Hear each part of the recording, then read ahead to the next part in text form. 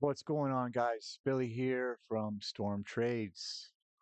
Let's do another trade recap.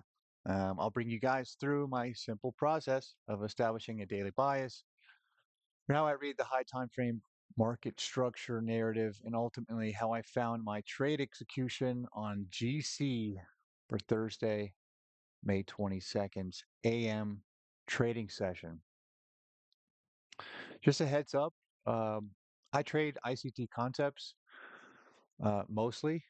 And I've learned how to manage my trading business from Ash Trade, as part of the Unicorn University.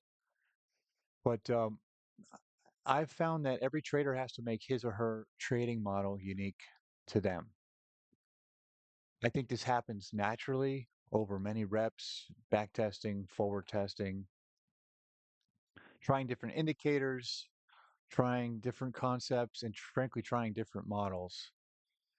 Uh, I truly believe the only way it's possible to finally arrive at your model is through journaling.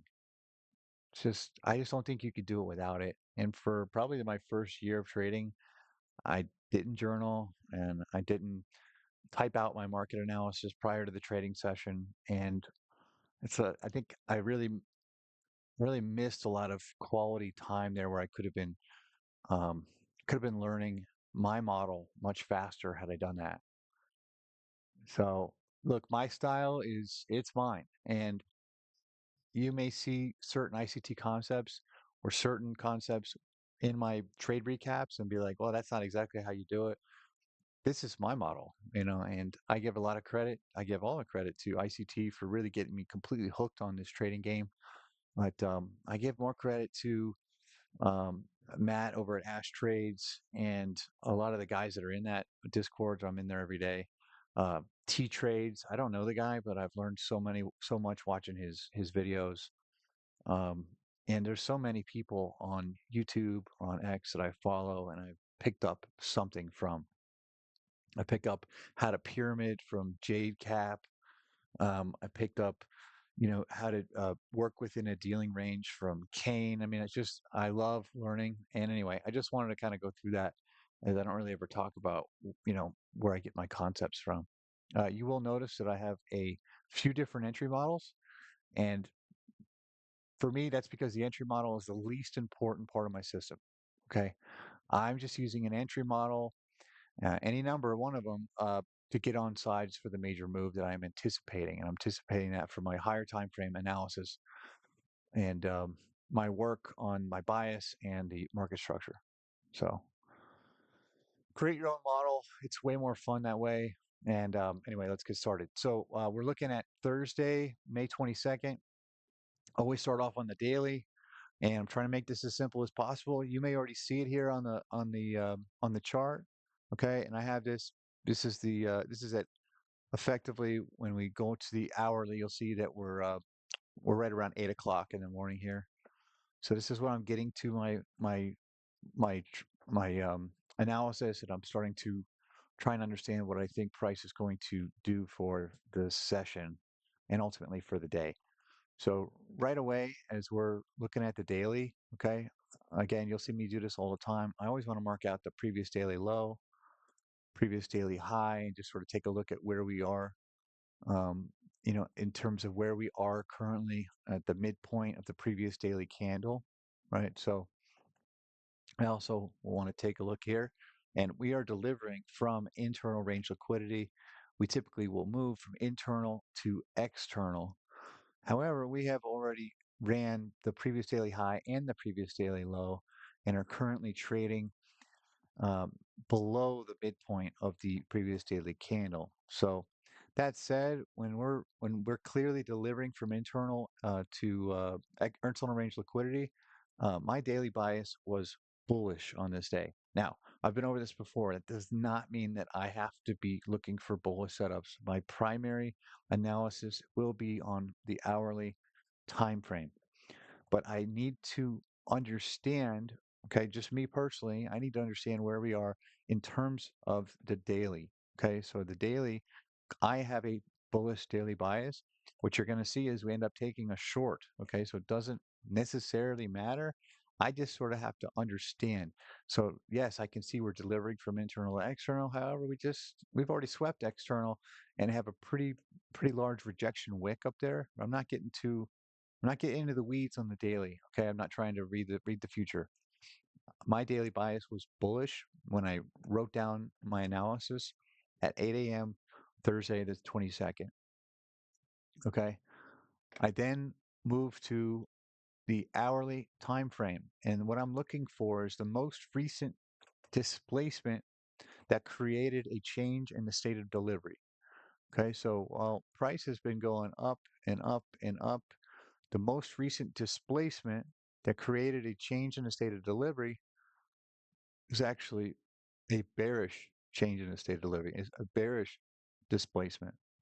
Okay, so I want to make note of that. There's my change in the state of delivery.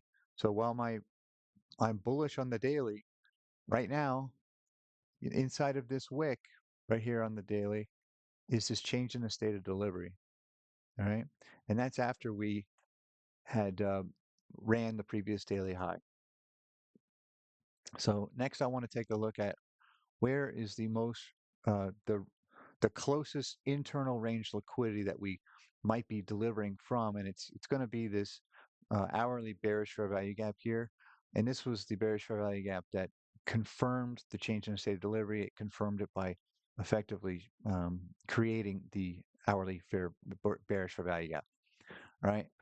Now, as I'm looking at this, this is the 8 o'clock hourly candle. We are delivering from this hourly bearish fair value gap. So I am already anticipating that I'm going to be wanting to look for short setups. Okay. Now, when we have a clear change in the state of delivery, I'd like to run a fib from the top down to the swing low here, and just from there, what I'm taking a look at here is I want to line up potential draws on liquidity with this range down here. So I want to take a look. What do we have in between the -1 to -1.5? Do we have any draw on liquidity? Well, we do, right? We have this hourly swing low. Okay. What else do we have? Well, if you take a look here, the -1.5, we have an unmitigated hourly fair value gap. That's internal liquidity. And we have another one right here. So we've got two bullish fair value gaps that price will want to draw towards. Let me get rid of this for a second and show you that at this point, okay, on the hourly, I'm looking for lower prices. Going into my trading session, even though the daily bias was bullish, I am looking for um, bearish order flow. I'm watching bearish order flow. I'm looking for lower prices. All right. So now I'm going to drop down on the M5, which is my execution time frame. And bring this over here. Here's our fair value gap. We're respecting this bearish hourly change in the state of delivery. We've got this draw on liquidity down here. Now, what are we looking for? On the execution time frame, I want to see some sort of a liquidity sweep. Okay, so I'm watching and waiting for price. And I'm still watching and watching. Now, at this point right here, we have swept liquidity and set up for a potential hourly liquidity rate. Okay. So whenever I see that, I want to then mark out the series of up close candles, all right, that that took that liquidity and mark that out as a change in the state of delivery. Now, yes, this is a small bearish candle. However, the large displacement up into take this liquidity back into the hourly fair value gap came from this series of candles. So I marked this out. Now, what I'm waiting for is I'm looking for something like this. This is the sweep.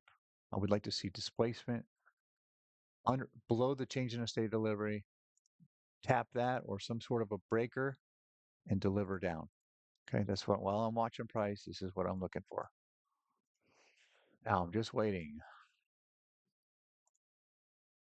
Just waiting. At this point, I will mark out the swing high and this change in state delivery order block, and we'll mark out a 2R position. So I just did that there, and I will wait for a close below. We still don't have it. And on this very next candle, we do have a close below. At this point, I put in a sell order. I do a market order for the most part. Stop at this swing high, take profit just below the hourly swing low for 2R. I've still got these bullish hourly fair value gaps here to reach for. We don't have to get to those, right? But we've got draws on liquidity that make sense to us, and we're delivering from a higher time frame POI. So price just reacted very fast here and came down and took us out for a 2R win. That's it. Um, you know, if you get anything out of this at all, I really would appreciate a like and a subscribe. I'll be posting all of my trade recaps on here, the good, the bad, and the ugly. Hopefully, we can learn from our mistakes and increase our strike rates together. And we do that through going through our trades, journaling, and trying to understand what worked and what didn't, and always trying to find out if there was a narrative at play that we didn't see or that we picked up on something good. Um, anyway, we'll be back, and hope you guys have a great day.